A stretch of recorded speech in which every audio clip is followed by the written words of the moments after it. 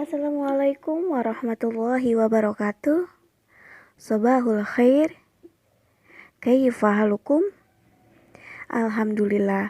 Semoga kalian di rumah selalu dalam lindungan Allah Subhanahu wa taala dan selalu dalam keadaan sehat ya. Masih semangat kan untuk belajar hari ini? Masih ya? Dan Ibu harapkan kalian tetap semangat walaupun kita masih belajar di rumah ya. Untuk hari Jumat ini, kita akan belajar fikih, yaitu bab kedua, materinya tentang sholat fardu. Dan di materi ini, Ibu ingin jelaskan sholat fardu, pengertian sholat fardu, terus syarat-syarat sholat fardu, rukun, sunnah, dan hal-hal yang membatalkan sholat. Dan Ibu juga harapkan kalian dengarkan dan simak apa yang Ibu jelaskan. Dan sebelum kita memulai pelajaran, jangan lupa membaca doa sebelum belajar dan mengucapkan Bismillahirrahmanirrahim. Untuk pembahasan yang pertama yang Ibu ingin jelaskan kepada kalian di rumah, yaitu pengertian sholat fardu. Apa sih arti dari sholat? Dan bagaimana cara kita sholat? Dan apa saja sih syarat, rukun, sunnah, dan hal-hal apa saja yang membatalkan sholat, seperti itu. Nah, jadi pengertian sholat secara bahasa itu artinya berdoa atau memohon, ya. Jadi dalam bahasa sholat itu artinya kita berdoa kepada Allah atau memohon kepada Allah. Makanya kenapa kalau kita sholatnya itu harus sungguh-sungguh. Kita sholatnya harus khusyuk karena kita lagi meminta atau memohon atau sedang berdoa kepada Allah. Makanya kita kalau sholat tidak boleh bercanda seperti itu. Dan tadi secara bahasa ya, sedangkan secara istilah sholat itu adalah perbuatan atau perkataan yang dimulai dengan takbir dan diakhiri dengan salam sesuai dengan persyaratan tertentu. Jadi tadi kalau menurut bahasa sholat itu berdoa dan memohon. Nah, sedangkan istilah sholat itu adalah sebuah perbuatan atau perkataan yang dimulai dengan takbir, Allahu Akbar, itu adalah takbir, dan diakhiri dengan salam. Salam itu yang Assalamualaikum. Dan juga disertai dengan persyaratan tertentu. Jadi saat kita sholat itu ada syarat-syaratnya. Jadi ada tata caranya, ada syaratnya sholat seperti itu. Dan hukum sholat fardu adalah wajib bagi umat Islam. Siapapun itu yang beragama Islam itu wajib untuk melaksanakan sholat fardu. Mau laki-laki, mau perempuan, mau sudah tua, mau sudah muda, kaya, miskin, kulit hitam, kulit putih, dan apapun itu, jika mereka adalah umat Islam, dia adalah wajib untuk melakukan sholat. Jika tidak melakukan sholat, berarti dia sudah melanggar peraturan Allah, dan dia akan mendapatkan dosa. Karena jika hukumnya wajib, berarti itu adalah hal yang harus dilakukan oleh umat Islam. Seperti itu ya.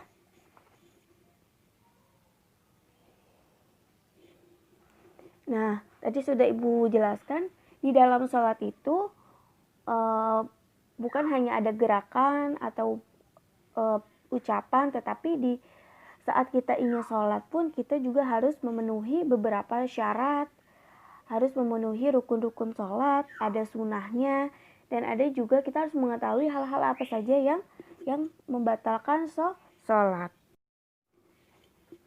Lanjut ya. Dan di sini ibu ingin menjelaskan apa saja sih syarat-syarat ketika kita ingin melakukan atau melaksanakan sholat fardu. Dan di sini ada dua, yaitu ada syarat wajib sholat, ada juga syarat sah sholat. Di sini ibu ingin menjelaskan dulu apa sih syarat wajib sholat. Syarat wajib sholat adalah hal-hal yang harus dipenuhi sebelum sholat dilakukan. Nah, jadi sebelum kita melakukan sholat atau melaksanakan sholat, ada hal-hal yang harus kita penuhi agar sholat kita nanti sah ataupun tidak batal sholatnya, seperti itu. Nah, syarat wajib sholat itu adalah yang pertama itu beragama Islam. Jadi orang yang melaksanakan sholat itu harus beragama Islam. Jadi jika seseorang di luar agama Islam, dia tidak wajib untuk melaksanakan sholat fardu. Yang kedua adalah sudah balik atau sudah beranjak besar, seperti itu. Kalau misalkan perempuan itu biasanya tanda-tandanya sudah balik, dia sudah ada menstruasi, seperti itu. Laki-laki sudah balik itu biasanya di usia mau SMP. Kadang salah satu cirinya itu suaranya sudah pecah atau sudah ngebas dan hal yang lainnya, seperti itu ya. Tapi walaupun kalian ini masih kecil, tetap emang kalian belum wajib untuk sholat, tetapi belajar sholat itu harus dari kecil, karena kalau sudah terbiasa dari kecil, nanti pas sudah dewasanya kalian sudah terbiasa. Jadi tanpa disuruh oleh orang tua kalian akan melaksanakan sholat fardu sendiri, karena itu sudah kewajiban kalian. Jadi biasakan sholat fardu dari kecil, jadi nanti pas sudah dewasa sudah terbiasa. Dan yang ketiga itu berakal sehat. Ya, jadi syarat wajib sholat itu adalah harus memiliki akal yang sehat. Jadi kalau misalkan orang gila, terus orang lagi pingsan, orang lagi mabuk, itu tidak wajib untuk sholat karena akalnya lagi hilang. Nah, makanya anak-anak ibu yang ada di rumah, kalau kalian tidak sholat, berarti nanti seperti apa? Iya, nanti kalian seperti orang gila. Jadi kalau kalian ingin dibedakan oleh Allah, kalian orang yang akalnya sehat atau yang akalnya tidak sehat, yaitu dengan salah satunya dengan cara sholat. Jadi ketika kita sholat, berarti kita sudah beda dengan orang-orang yang tidak berakal sehat, seperti itu. Jadi anak-anak ibu yang di rumah, sholat fardunya jangan lupa ya. Dan yang keempat itu bersih dari hadas besar ataupun kecil. Jadi ketika kalian ingin melaksanakan sholat, syarat wajibnya itu juga kalian harus bersih. Tidak boleh kalian habis buang air kecil ataupun buang air besar tetapi tidak dibersihkan, seperti itu ya. Dan yang terakhir itu adalah mumayyiz. Apa itu mumayyiz? Mumayyiz itu adalah kalian sudah bisa membedakan mana hal-hal yang baik, mana hal-hal yang tidak baik.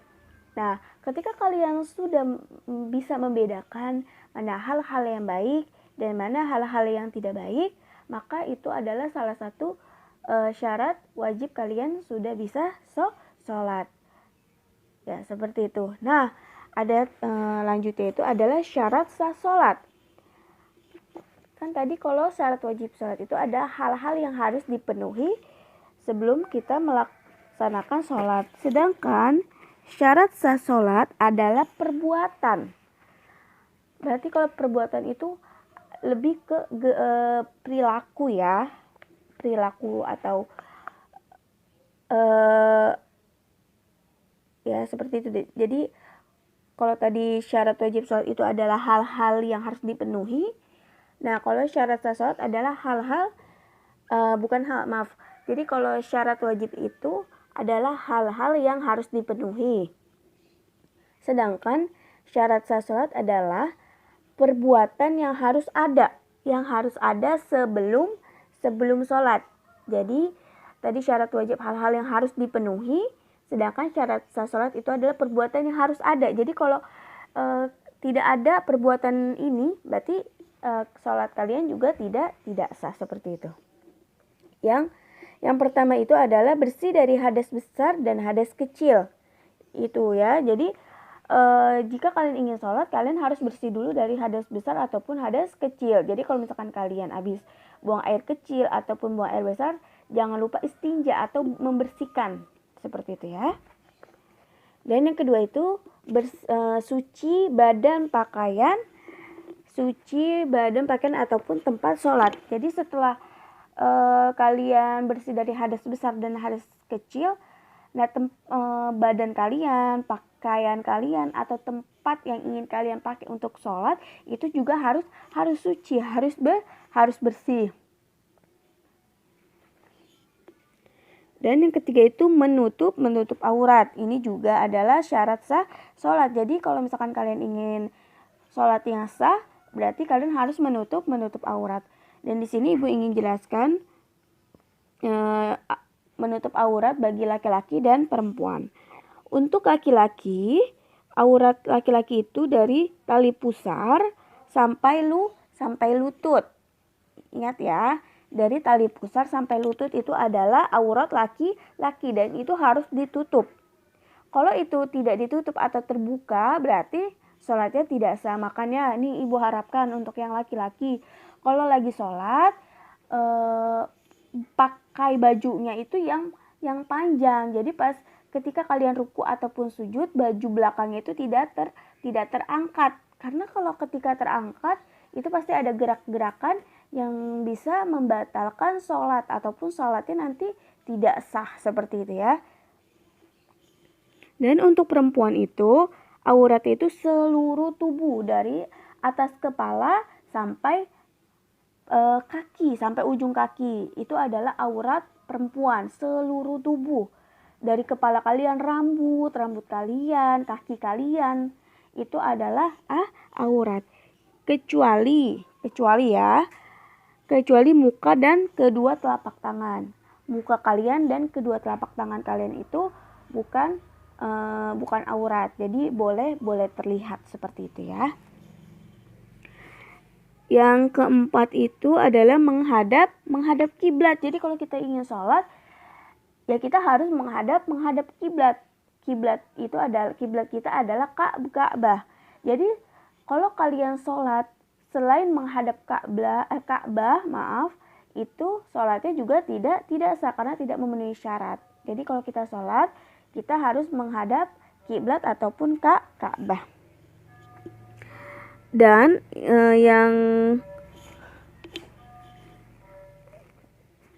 yang kelima yaitu sudah masuk waktu sholat. Jadi itu juga salah satu syarat sah sholat, yaitu harus pas sudah waktunya masuk sholat. Jadi sebelum kalian mau sholat zuhur tapi belum waktunya sholat zuhur, kamu sudah sholat zuhur, itu juga tidak sah sholatnya. Jadi kalau kalian ingin sholat zuhur, asar, maghrib, isya, subuh, yaitu harus sesuai dengan waktunya. Ketika waktunya sudah sholat, kalian baru sholat.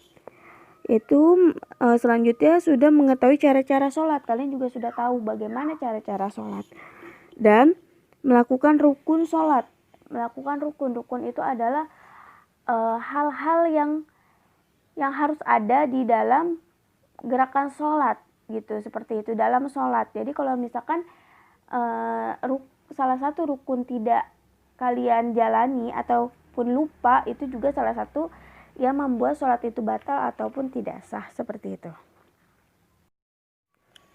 Baik, di slide ini adalah ibu ingin menjelaskan apa itu rukun sholat. Sebelum ibu sebutkan apa saja rukun sholat, ibu ingin kasih tahu dulu rukun sholat itu apa, gitu ya. Jadi rukun sholat itu adalah segala sesuatu yang harus dilakukan dalam sholat ataupun segala sesuatu yang harus ada saat kita sedang sholat. Ketika kita sholat, tetapi salah satu gerakan atau perbuatan yang tidak ada di dalam rukun, berarti sholat kita tidak sah atau batal. Nah, Ibu di sini ingin memberitahu apa saja rukun-rukun sholat, yaitu yang pertama itu yang pasti niat.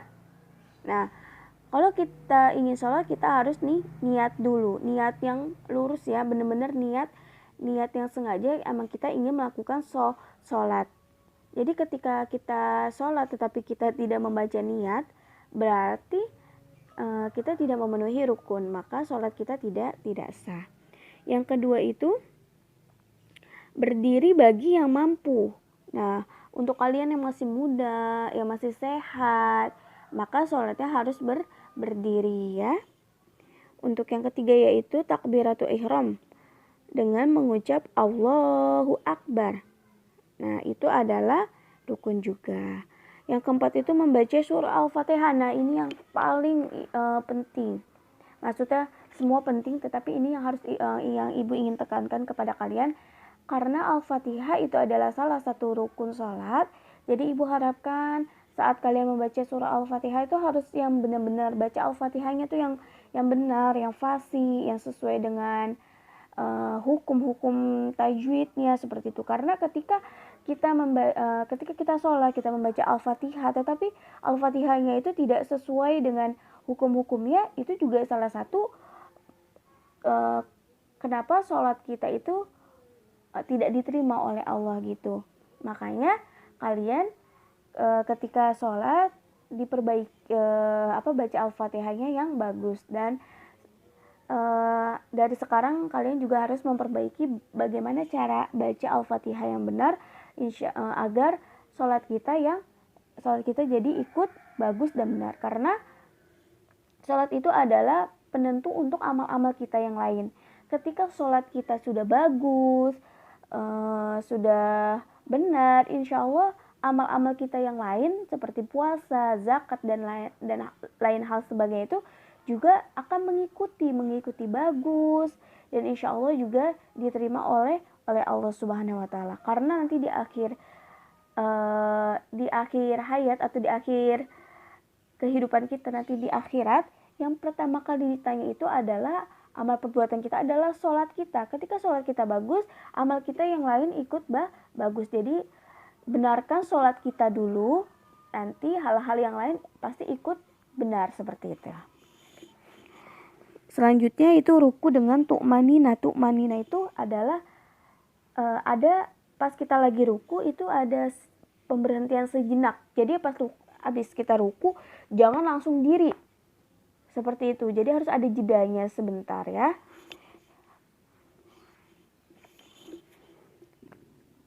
Yang keenam itu sama i'tidal dengan tu'manina. Yang ketujuh sujud 2 kali dengan tu'manina. Jadi sujudnya kan ada 2 kali ya. Terus juga duduk di antara 2 sujud dengan tu'manina. Duduk tasyahud akhir dengan tu'manina. Membaca bacaan tasyahud akhir. Membaca sholawat atas Nabi pada tasyahud akhir, yaitu terus selanjutnya membaca salam. Yang terakhir itu tertib. Tertib itu berarti harus teratur, harus sesuai dari yang pertama sampai yang terakhir. Itu adalah namanya tertib. Kalau misalkan ada yang terbalik, yang harusnya ini dulu tapi kalian melakukan yang lain, itu berarti tidak tertib. Itu juga salah satu yang membatalkan sholat. Baik, selanjutnya yaitu adalah sunnah-sunnah sholat. Di sini Ibu juga membagi 2, ada sunnah dalam bacaan ataupun sunnah dalam gerakan. Dan untuk sunnah dalam bacaan di sini Ibu ada beberapa yang Ibu ingin sampaikan. Yaitu sunnah dalam bacaan itu yang pertama adalah membaca doa iftitah. Kalian tahu doa iftitah itu yang seperti apa? Ya, doa iftitah itu yang seperti ini bacanya, Allahu Akbar kabiro, seperti itu ya. Dan selanjutnya. Dan yang kedua itu membaca amin setelah surah Al-Fatihah. Ketika kalian sudah membaca surah Al-Fatihah, waladhdallin. Amin itu juga adalah salah satu sunnah dalam bacaan sholat. Yang ketiga itu membaca salah satu surah di dalam Al-Quran. Jadi setelah kalian membaca surah Al-Fatihah, sunnahnya itu membaca surah-surah yang lain di dalam Al-Quran ya. Contohnya surah Al-Ikhlas, surah Al-Falaq, An-Nas, seperti itu. Nah, untuk membaca surah selain Al-Fatihah itu adalah sunnahnya itu di rakaat pertama dan di rakaat kedua. Sedangkan yang misalkan sholat Isya, Zuhur, Asar 4 rakaat, jadi nanti di rakaat ketiga, keempat itu hanya membaca surah Al-Fatihah, seperti itu ya. Dan maghrib juga pas di rakaat ketiga kalian membaca surah Al-Fatihah saja.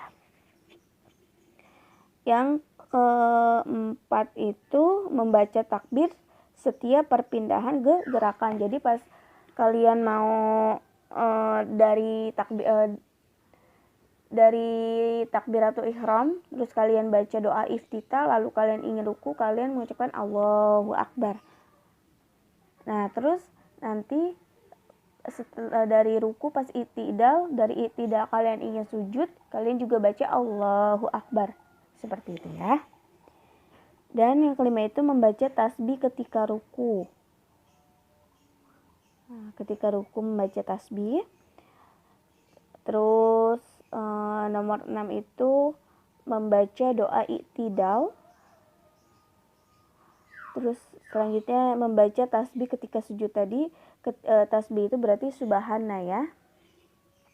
Kalau ruku berarti subhana rabbiyal azimi wa bihamdi, seperti itu. Kalau sujud berarti subhana rabbiyal a'la wa bihamdi. Nomor 9 yaitu membaca doa ketika duduk di antara dua sujud.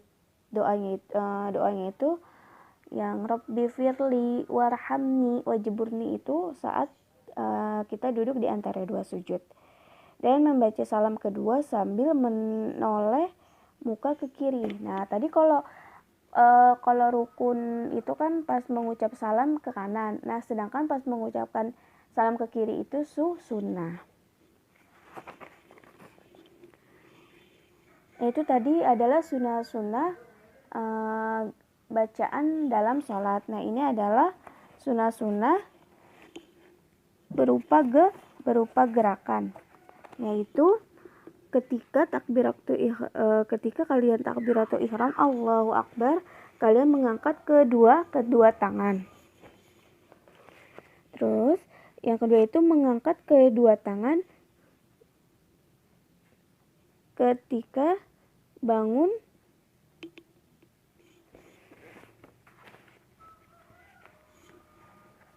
ya. Jadi sunnah berupa gerakannya itu mengangkat kedua tangan sejajar dengan bahu ketika takbiratul ihram, terus meletakkan tangan kanan di atas tangan kiri kayak bersedekap gitu ya, bersedekap atau bersedakep gitu, seperti itu yang di atas. Terus meletakkan kedua tangan di paha.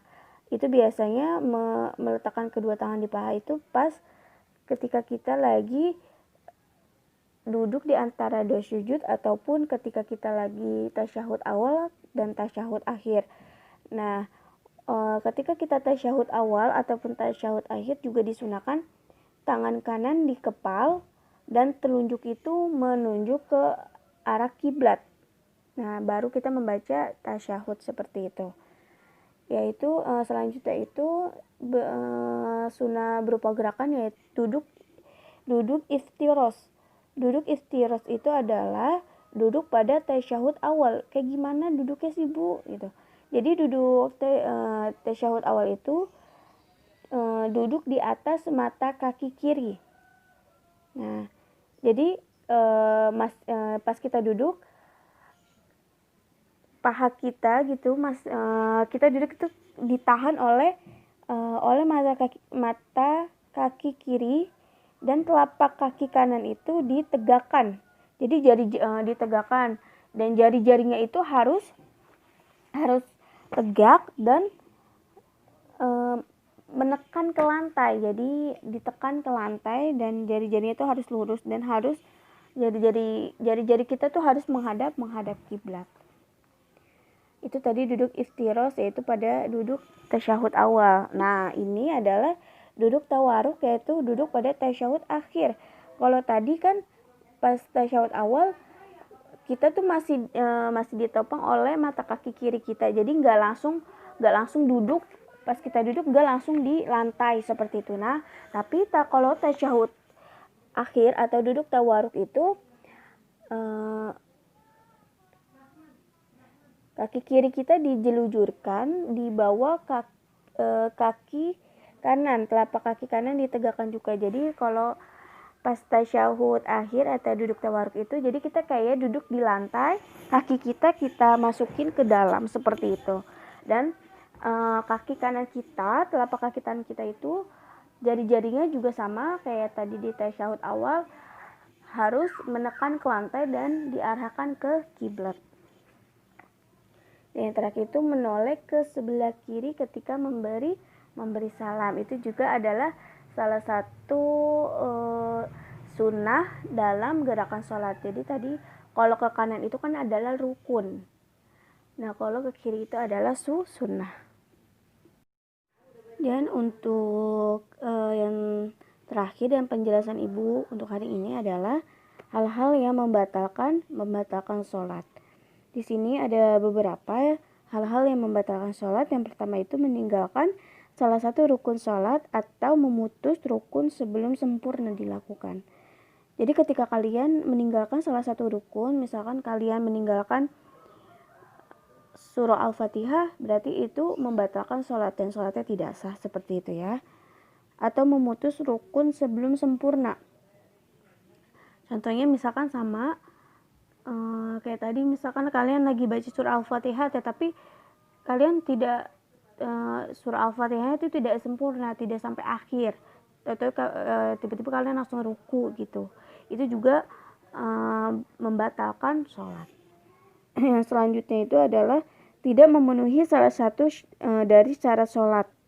Nah, contohnya itu kalian berhadas. Jadi ketika kalian habis buang air kecil ataupun buang air besar, kalian lupa beristinja, itu juga adalah salah satu hal yang membatalkan sholat.